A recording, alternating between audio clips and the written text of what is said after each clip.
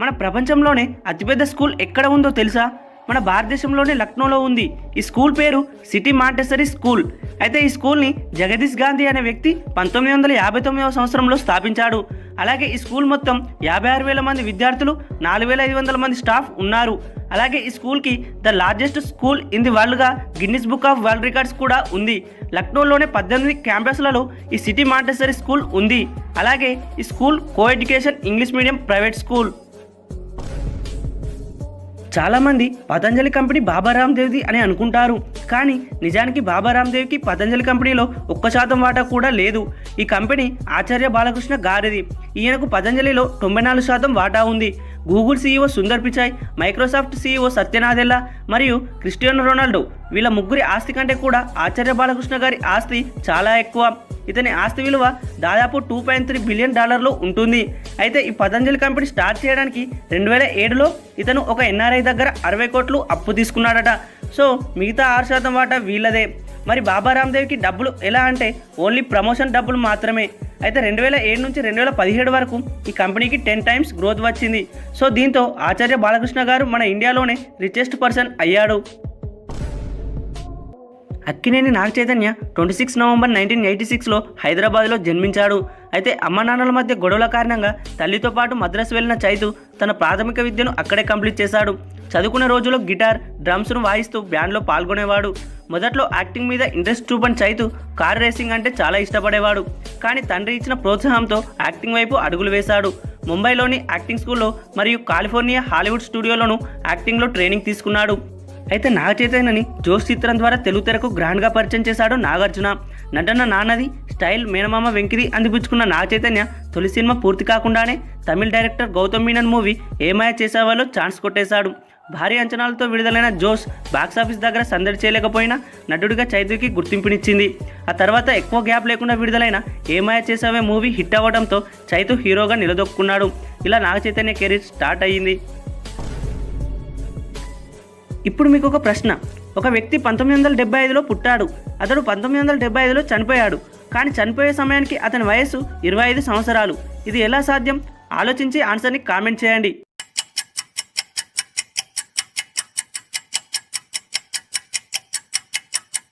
Answer ఏమిటంటే 1975 అనేది అతను చనిపోయిన రూమ్ నెంబర్. అతను 1975 సంవత్సరంలో పుట్టాడు. 2020 సంవత్సరంలో 1975 నెంబర్ ఉన్న రూమ్లో చనిపోయాడు. చనిపోయే టైంకి అతనికి 25 సంవత్సరాలు.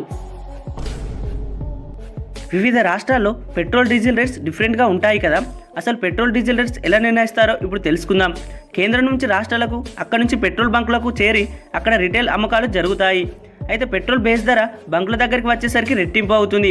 ఫర్ ఎగ్జాంపుల్, ఈరోజు పెట్రోల్ బేస్ ధర 56 రూపాయలు ఉంటే బంకుల దగ్గర 100 రూపాయలకు పైగా ఉంటుంది. ఇలా ఉండడానికి కారణం ఈ formula. Base price plus excise duty plus value added tax equal to petrol bunk rate అని చెప్పవచ్చు. ఈ విధంగా ఒక లీటర్ పెట్రోల్ అమ్మితే ఎక్సైజ్ పన్ను రూపంలో వచ్చే డబ్బు కేంద్ర ప్రభుత్వానికి, వాల్యూ యాడెడ్ ట్యాక్స్ ద్వారా వచ్చే డబ్బు రాష్ట్ర ప్రభుత్వాలకు వెళ్తుంది. అందుకే కేంద్రం పన్ను తగ్గించాలని రాష్ట్రం, రాష్ట్రం పన్ను తగ్గించాలని కేంద్రం అంటుంది. 5th ఫ్యాక్ట్లో హ్యూమన్ సైకాలజీ గురించి 5 ఫ్యాక్ట్స్ తెలుసుకుందాం. నెంబర్ 1, ఒక వ్యక్తి ఏడవలేకపోతే అతను మానసికంగా చాలా బలహీనుడు అని అర్థం. నెంబర్ 2, ఎప్పుడైతే పేరెంట్స్ ఎక్కువ స్ట్రిక్ట్గా ఉంటారో వారి పిల్లలు కూడా ఎక్కువ అబద్ధాలు చెప్పడానికి ట్రై చేస్తారట. నెంబర్ 3, మీరు నిద్రపోయే ముందు ఎవరి గురించి అయితే ఆలోచిస్తారో వారు మీకు ఎక్కువ ఆనందంనైనా ఇచ్చుంటారు లేదా బాధనైనా కలిగించి ఉంటారు. నెంబర్ 4, ఈ ప్రపంచంలో ఉన్న చాలామంది ప్రజలు ఆలోచించేది ఏమిటంటే మళ్ళీ వాళ్ళ జీవితం వెనక్కి తిరిగి వెళ్తే బాగుంటుంది అని అనుకుంటున్నారు. ఎక్కువగా స్కూల్, కాలేజ్ లైఫ్ తిరిగి వెళ్ళాలి అని అనుకుంటున్నారట. నెంబర్ 5, ఒక సర్వే ప్రకారం మన డబ్బుని మన కోసం ఖర్చు పెట్టినప్పుడు కంటే మనకు ఇష్టమైన వాళ్ళ కోసం ఖర్చు పెట్టినప్పుడు మనకు ఎక్కువ ఆనందం కలుగుతుందట. రాశి ఖన్నా రిజెక్ట్ చేసిన 5 మూవీస్ గురించి ఇప్పుడు తెలుసుకుందాం. మహానుభావుడు శర్వానంద్ హీరోగా మారుతి దర్శకత్వంలో తెరకెక్కిన ఈ మూవీ కోసం మొదట రాశి ఖన్నాను అనుకున్నారు. కానీ కొన్ని కారణాల వల్ల మెహ్రీన్కు అవకాశం దక్కింది. నెంబర్ 2, గీతా గోవిందం విజయ్ దేవరకొండ హీరోగా పరశురామ్ డైరెక్షన్లో వచ్చిన ఈ మూవీలో రాశి ఖన్నాని అనుకున్నారు. కానీ కొన్ని ప్రాజెక్ట్స్ ఉండడం వల్ల ఈ మూవీని మిస్ చేసుకుంది రాశి ఖన్నా. నెంబర్ 3, F2 వెంకటేష్ వరుణ్ కాంబినేషన్లో వచ్చిన ఈ మూవీలో వరుణ్ జంటగా నటించిన మెహ్రీన్ పాత్రలో రాశి ఖన్నాను అనుకున్నారు. కానీ అది కుదరలేదు. నెంబర్ 4 మజిలీ.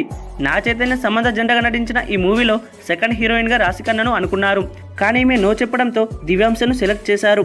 నెంబర్ 5 రాక్షసుడు. బెల్లంకొండ శ్రీనివాస్ హీరోగా నటించిన ఈ మూవీలో అనుపమ హీరోయిన్గా నటించింది. మొదటగా ఈ అవకాశం రాశిఖన్నాకే దక్కింది. కొన్ని ప్రాజెక్ట్స్లో బిజీగా ఉండడం వల్ల రాశిఖన్నా నో చెప్పింది. అయితే రాశిఖన్నా రిజెక్ట్ చేసిన ఈ 5 మూవీస్లో ఏ మూవీస్లో రాశిఖన్నా నటించి ఉంటే బాగుండు అని అనుకుంటున్నారో కామెంట్ చేయండి. ఇప్పుడు మీకు ఒక చిన్న మ్యాథ్స్ క్వశ్చన్. 4 - 2 × 0 - 1 + 2 × 0 = ఎంత? Your time starts now.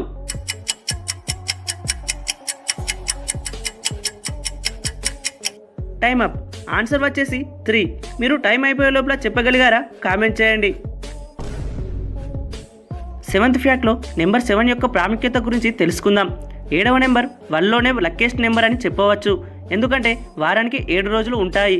భార్యాభర్తలు 7 జన్మలు కలిసి ఉండాలని 7 అడుగులు వేస్తారు. రెయిన్బోలో 7 రంగులు ఉంటాయి. సంగీతంలో స రి గ మ ప ద ని సప్తస్వరాలు ఉంటాయి. మన ప్రపంచంలో 7 సముద్రాలున్నాయి, 7 ఖండాలున్నాయి.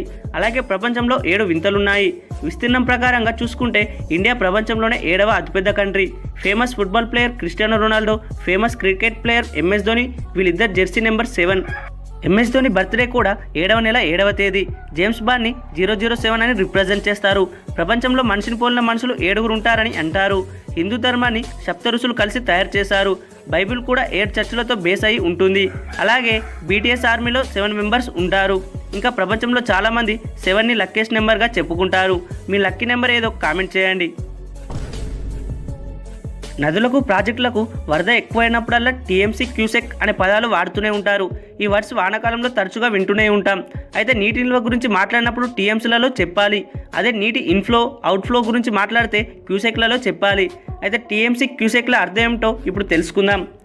ప్రాజెక్టులో నిల్వ ఉన్న నీటి పరిమాణం చెప్పడానికి ఉపయోగించే ప్రమాణం TMC. TMC అంటే 1000 మిలియన్ క్యూబిక్ ఫీట్ అని అర్థం.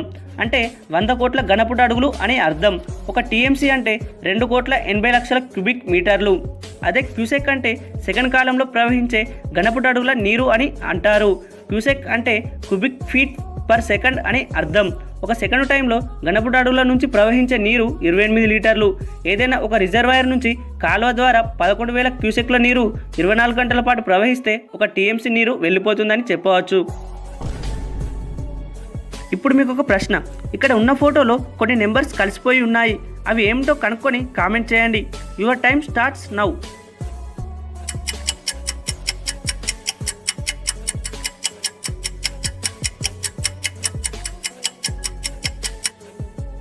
ఆన్సర్ ఏమిటంటే ఇక్కడ మొత్తం 7 నెంబర్స్ ఉన్నాయి. 8, 6, 3, 9, 2, 4, 1. మీరు ఎన్ని నెంబర్స్ కనిపెట్టారో కామెంట్ చేయండి. జబర్దస్త్లో బెస్ట్ టీం ఎవరిది అని అంటే హైపరాది టీం అని చెప్పవచ్చు. అయితే హైపరాది రియల్ నేమ్ ఏంటో తెలుసా? కోట ఆదయ్య. ఆదయ్యను ఆదిగా మార్చుకున్నాడు. ఆది 1990లో ప్రకాశం జిల్లాలో జన్మించాడు. జబర్దస్త్ షో ద్వారా మంచి గుర్తింపు తెచ్చుకున్న ఆది బీటెక్ కంప్లీట్ చేశాడు. ఆ తర్వాత కొన్ని రోజులు సాఫ్ట్వేర్ జాబ్ చేసి యాక్టింగ్పై ఉన్న ఇంట్రెస్ట్తో షార్ట్ ఫిలిమ్స్లో నటించాడు. తర్వాత జబర్దస్త్ షోలో స్క్రిప్ట్ రైటర్గా పనిచేసి అదిరాబి టీంలో కంటెస్టెంట్గా చేసి టీం లీడర్గా ఎదిగాడు. హైపరాది 2015లో రెండవ వేడుక చూద్దాం సినిమా ద్వారా సినీ రంగంలోకి అడుగుపెట్టాడు. అదే 2015లోనే నటించిన మేడ మీద అబ్బాయి మూవీలో లెంత్ క్యారెక్టర్ చేశాడు ఆది. అయితే గతంలో వాళ్ళ అప్పులు కట్టడానికి వారికి ఉన్న 3 ఎకరాలు అమ్మేసిన ఆది ఇప్పుడు అతని విలేజ్లోనే 16 ఎకరాలు కొన్నాడట. అలాగే హైదరాబాద్లో ఖరీదైన ఇల్లు కూడా కొన్నాడట ఆది. ఇప్పుడు గూగుల్లో ఉన్న 3 ట్రిక్స్ గురించి తెలుసుకుందాం. నెంబర్ 1, మీరు గూగుల్ని ఓపెన్ చేసి సెర్చ్ బార్లో డూ ఏ బారర్ రోల్ అని సెర్చ్ చేసి చూడండి. సెర్చ్ చేసిన వెంటనే ఆ పేజ్ ఒక రౌండ్ తిరిగి ఆగుతుంది. నెంబర్ 2, మనం నార్మల్గా క్రికెట్ ఆడేటప్పుడు బ్యాటింగ్గా బౌలింగ్గా అని టాస్ వేయడానికి కాయిన్స్ను యూజ్ చేస్తాం. కానీ ఇప్పుడు గూగుల్లో హెడ్ ఆర్ టైల్స్ అని సెర్చ్ చేస్తే కాయిన్స్ లేకుండానే టాస్ వేయొచ్చు. నెంబర్ 3, గూగుల్ని ఓపెన్ చేసి గూగుల్ గ్రావిటీ అని సెర్చ్ చేయండి. ఇప్పుడు ఫస్ట్ వచ్చిన లింక్ని ఓపెన్ చేయండి. ఓపెన్ అయిన స్క్రీన్ని టచ్ చేశారంటే ఆ స్క్రీన్లో ఉన్నవన్నీ కింద పడిపోతాయి. వాటిని మీరు ఎటు మూవ్ చేసినా మూవ్ అవుతాయి. ఈ 3 ట్రిక్స్ ఒకసారి ట్రై చేసి చూడండి. ఇందులో మీకు ఏ ట్రిక్ బాగా నచ్చిందో కామెంట్ చేయండి.